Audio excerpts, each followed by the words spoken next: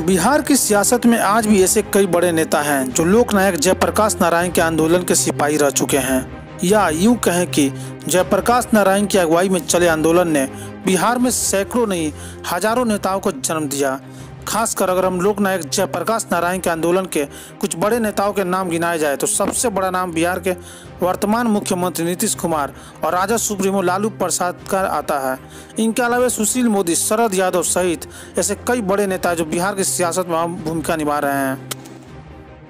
इन सबके बावजूद भी सिवान का एकमात्र जयप्रकाश नारायण चौक, जिसे सिवान में जेपी चौक कहा जाता है, वो चौक आज भी इन बड़े बड़े नेताओं की नज़रों में उपेक्षित है।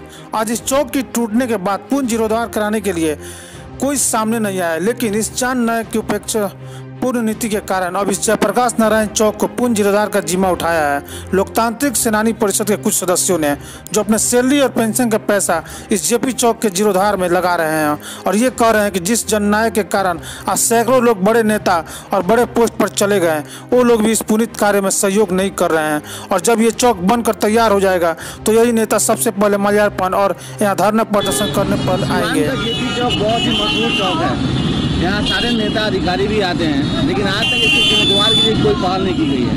आप जेपी सेनानी क्या कर रहे हैं? हम जेपी सेनानी ही इसका जीर्णोद्धार करा रहे हैं। कोई नेता या कोई अधिकारी जबकि हर 11 अक्टूबर को आते हैं, वो लोग माल्यार्पण करते हैं अधिकारी को। सबसे पहले सिवान डीएम करते हैं और उसके बाद से जब नॉमिनेशन की प्रक्रिया शुरू होती है म्यूनसिपैलिटी से लेकर के पार्लियामेंट तक, जितने उम्मीदवार, अब तो कांग्रेसी लोग भी माला पहनाते हैं, यहाँ माला पहना करके तब अपना नामांकन पत्र प्रेषित करते हैं। लेकिन इस टूटी 1.5 साल से ट्रक के धक्का से टूटा हुआ है प्रतिमा स्थल। किसी के दिल में, किसी के नज़र पर, किसी के दिमाग में बात नहीं गई कि इसका जीर्णोद्धार भी करना चाहिए, तो हम लोग मजबूर होकर के करा रहे हैं। अभी तक बिहार में जितने नेता हैं अमूमन सभी लोग जेपी के उत्पन्न किए हुए हैं, लेकिन इन नेताओं का अभी तक इस मूर्ति पर ध्यान नहीं है, जयप्रकाश जेपी चौक पर ध्यान नहीं है। क्या कहेंगे? ये दुर्भाग्य है। दुर्भाग्य इसलिए है कि जेपी की मूर्ति की जब स्थापना हुई थी तो सरकारी तंत्रों ने हम लोगों पर बहुत तरह का अत्याचार किया। लाठियां चली, मूर्ति को स्थापना स्थल को तोड़ दिया गया स्थानीय प्रशासन द्वारा, और उसके बाद लालू जी आए, नीतीश जी आए, शरद जी आए, सारे लोग आए, यहाँ पर धरना हुआ, प्रदर्शन हुआ और आपस में मिलकर हम लोगों ने स्थापना इसकी की।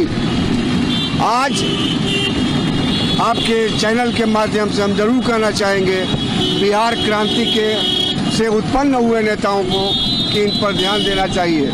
मेरे ख्याल से सिवान में जिस स्थान पर जयप्रकाश जी की मूर्ति है वैसा शायद बिहार में कहीं नहीं है, पटना के अलावा कहीं मूर्ति नहीं है। और ये उपेक्षा का बना हुआ है स्थल, लेकिन हम उपेक्षित नहीं होने देंगे।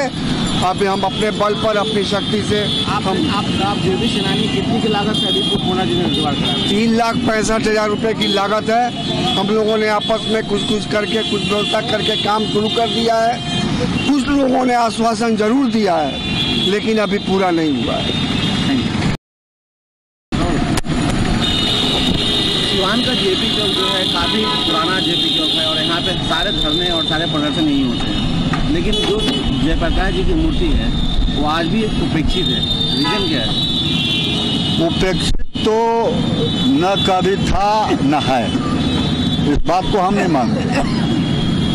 उपेक्षा का शिकार बनाने का कोशिश राजनीतिक लोगों ने किया है, राजनीतिक दल के लोगों ने किया है, जिसे हम लोगों ने कामयाब नहीं होने दिया।